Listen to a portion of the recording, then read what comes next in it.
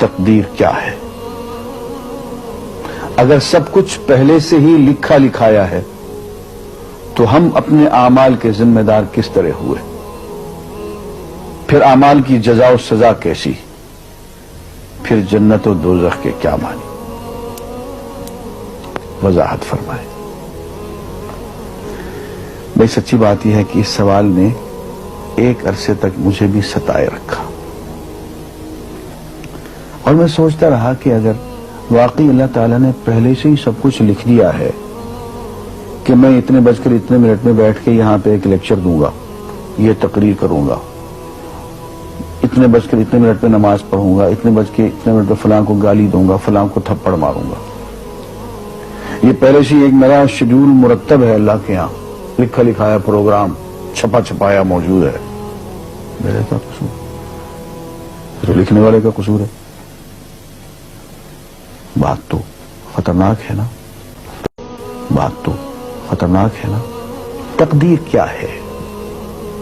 عربی میں اس کے لیے ایک لفظ لکھا جاتا ہے دینی کتابوں میں، علم اللہ السابق، اللہ کا علم جو پہلے سے اسے حاصل ہے۔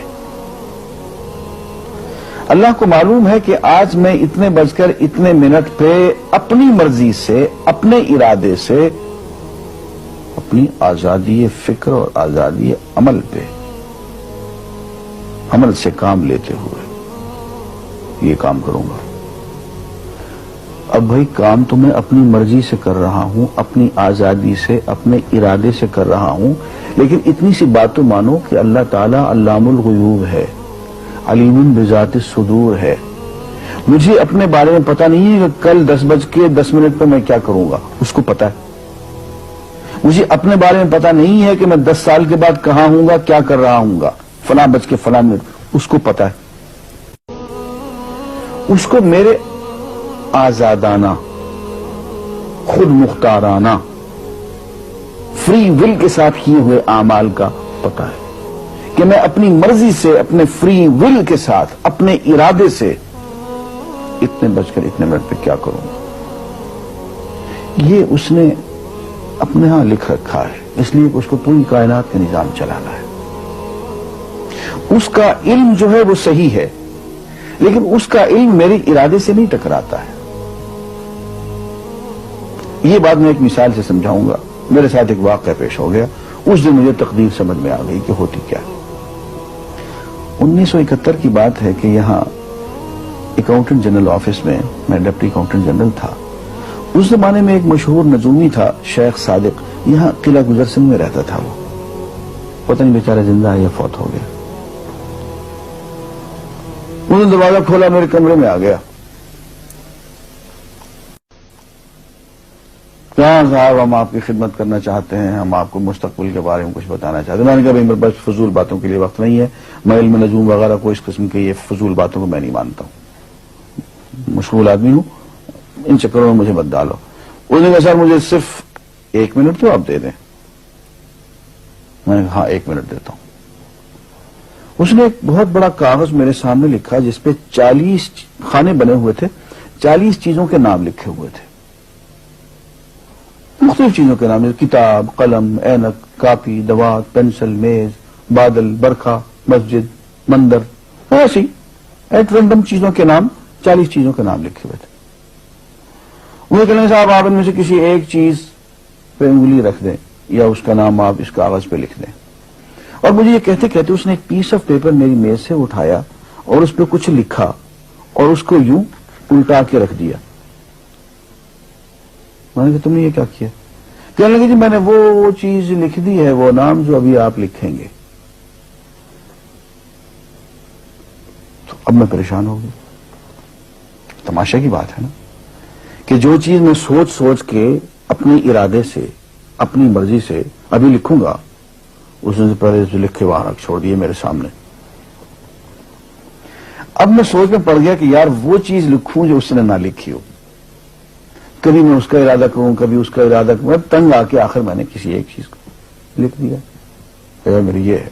اس نے جب وہ الٹایا تو وہ وہی چیز نکلی۔ اب پتہ نہیں یہ کیا چکر تھا اس کا، خدا ہی جانے۔ کوئی اس کا علم ہوگا، کوئی فن ہوگا، کوئی تک بازی ہوگی، تک بندی ہوگی کوئی.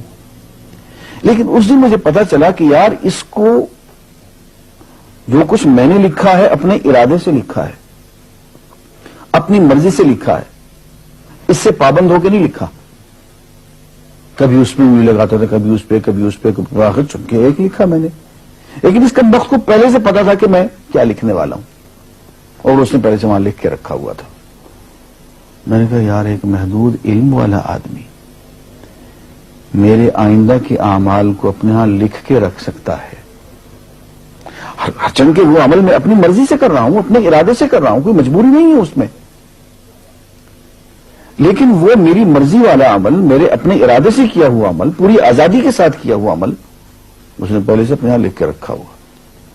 یار اگر یہ انسان کر سکتا ہے تو رحمان کیوں نہیں کر سکتا؟ اس نے میرے سارے اعمال جو میں آئندہ چل کے کرنے والا ہوں، وہ سارے کے سارے اعمال اس نے اپنے یہاں لکھ کے رکھے ہیں. اس کو انتظام کرنا ہے، میرے رزق کا انتظام بھی کرنا ہے، آگے میری زندگی، میری موت، میری قبر میں اکوموڈیشن کا پتہ نہیں کہاں کا میرے اس نے انتظامات کرنے ہیں. تو میرے بارے میں اس نے سارا کا ڈیٹا کلیکٹ کر کے رکھا ہوا ہے اپنی انفارمیشن کے لیے کہ یہ اپنی مرضی سے کیا کیا کچھ کرے گا. تو اس کے لکھے ہوئے ہونے سے میری مرضی ختم نہیں ہوتی، میری ذمہ داری ختم نہیں ہوتی، میرا ارادہ، میری فری ول ختم نہیں ہوتی. یہی وجہ ہے کہ ہم جو اعمال کرتے ہیں اس میں سے اللہ تعالیٰ اس کی کچھ ذمہ داری ہم پہ ضرور ہوتی ہے. کچھ کام اللہ تعالیٰ کا ایک نظام ہے، اس میں شاید ہماری ذمہ داری نہ ہو، وہاں جبر ہو. لیکن کچھ اعمال ایسے ہیں جن میں خالصتاً ہمیں آزادی حاصل ہے، ہمیں اختیار حاصل ہے، ہم ان کے ذمہ دار ہیں، ہمیں ان پہ جزا ملے گی، ہمیں ان پہ سزا ملے گی، اللہ تعالیٰ بچائے. اور جزا ملے گی تو جنت ہوگی، سزا ملے گی تو دوزخ ہوگی.